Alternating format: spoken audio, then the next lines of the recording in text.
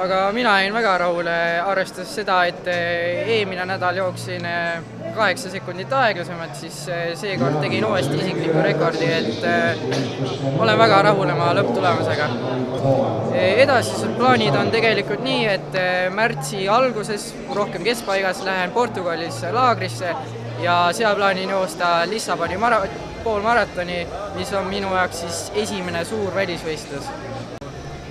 Arengumärke on näha igal treeningul ja igal võistlusel, et tundub, et olen õigel teel ja olen saanud endale väga hea treeneri, kes mind toetab ja tänu temale tegelikult on areng olnud ikka fantastiline. Ja toetajad ka kindlasti tahaksin mainida Veskimatit, kompresssporti, Sportliot loomulikult, siis füsioterapeudi Uku Lehta, Kadarpikku, et nemad on tegelikult mulle andnud väga suure plussi ja arengu, et seda energiat ja seda värskust jätkuks nii jooksurajale kui ka igapäevaelusse.